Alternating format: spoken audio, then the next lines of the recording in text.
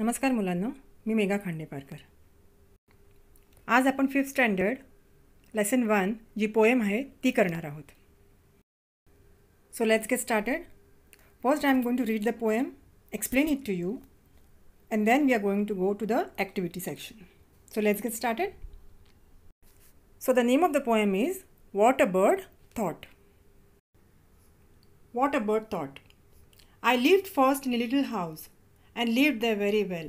The world to me was small and round and made of pale blue shell. आता हा जो पक्षी आहे तो काय म्हणतो की माझं घर आधी छोटंसं होतं. I lived first in a little house. आणि तिकडे मी खुश होतो. And lived there very well. The world to me was small and round. माझं जग छोटंसं होतं आणि गोल होतं, आकाराने गोल होतं. आणि कुठल्या रंगाचं होतं?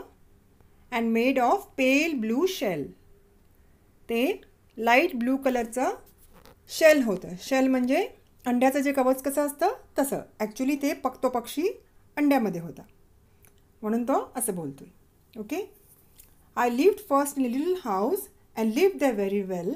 The world to me was small and round and made of pale blue shell.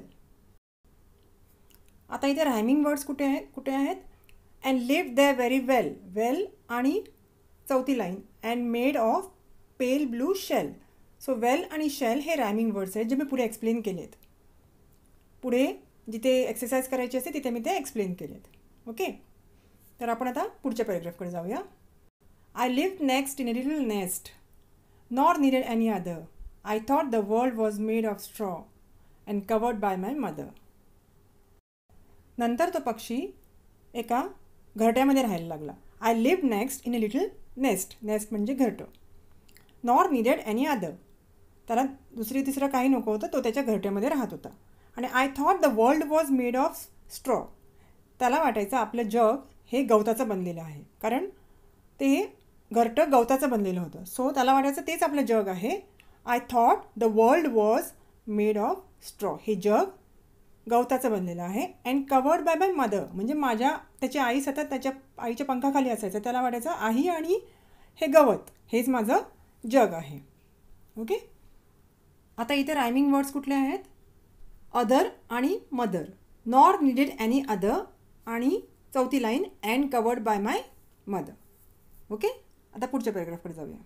One day I fluttered from the nest to see what I could find. I said the world is made of leaves. I have been very blind. आता काय झालं? आता त्या घरट्यामधून तो उडून बाहेर आला झाडावर. One day I fluttered from the nest and to see what I could find. म्हणजे त्याला बघायचं होतं बाहेर अजून काय दिसतंय, काय मिळतंय. आणि त्याला बाहेर आल्यावर वाटलं the world is made of leaves. त्याला झाडावरची पानं दिसली, त्यामुळे त्याला वाटलं हे जग आता पानांचं बनलेलं आहे. Okay. And I have been very blind. म्हणजे याच्या आधी मला काही दिसत नव्हतं, मी आंधळा होतो बहुतेक. This world is made of leaves. गवताचं नाही आहे, this is made of leaves. Okay. तर रायमिंग वर्ड्स कुठले आहेत? फाइंड आणि ब्लाइंड. ओके. ते पुढे मी एक्सप्लेन केलेलं आहे. At last I flew beyond the tree and saw the sky so blue. Now, how the world is really made, I cannot tell. Can you? तर आता तो पक्षी झाडावरनं उडाला. झाडावरनं उडाल्याबरोबर त्याला बाहेरचं निळभोर आकाश दिसलं, जे निळ्या रंगाचं होतं. म्हणून त्याला आता प्रश्न पडला की नक्की हे जग कशाचं बनलेलं आहे. तो आपल्यालाच विचारतोय. तो म्हणतोय मला नाही सांगता येत. तुम्हाला सांगता येतं का? I cannot tell. Can you? तर इथे रायमिंग वर्ड्स कुठले आहेत? ब्लू आणि you. And saw the sky so blue. I cannot tell. Can you? Okay. Blue आणि यू इथे रायमिंग वर्ड्स आहेत. तर हे समजलं तुम्हाला हा पूर्ण लेसन. आता आपण ॲक्टिव्हिटीजकडे जाऊया. ओके.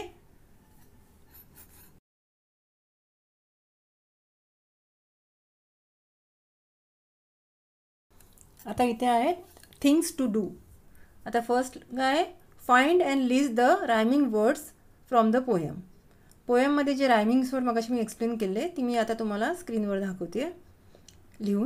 लिहिलेले आहेत. तर ते रायमिंग वर्ड्स आहेत वेल आणि शेल, अदर आणि mother, find and blind, and blue and you. Okay, मगाशी एक्सप्लेन केल्याप्रमाणे हे रायमिंग वर्ड्स आहेत. आता आपण नेक्स्ट सेक्शनकडे जाऊया. नेक्स्ट काय आहे, learn and recite the poem. हे तुम्ही घरी करायचं आहे. ओके. थर्ड वन काय आहे, describe the following in 1 or 2 lines. Okay. तर पहिलं कुठलं आहे, the first little house of the bird. ह्याच्यावर 2 ते 3 लाईन्स लिहायचे. You to write 2 to 3 lines on this statement. Okay. The first little house of the bird. The bird first lived in a round egg. Its first house was round egg shell which was pale blue in color. पक्ष्याचं पहिलं घर कुठलं होतं, अंड होतं जे pale blue कलरचं होतं. Okay. आता नेक्स्टला जाऊया.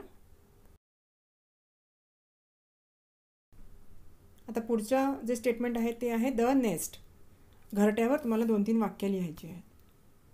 ओके. आता तो पक्षी घरट्यामध्ये राहायला लागला. Next the bird lived in the nest.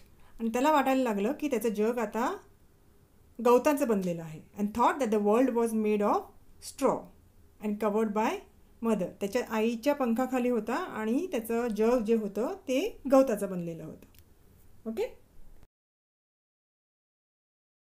Statement आहे the world around the bird's nest.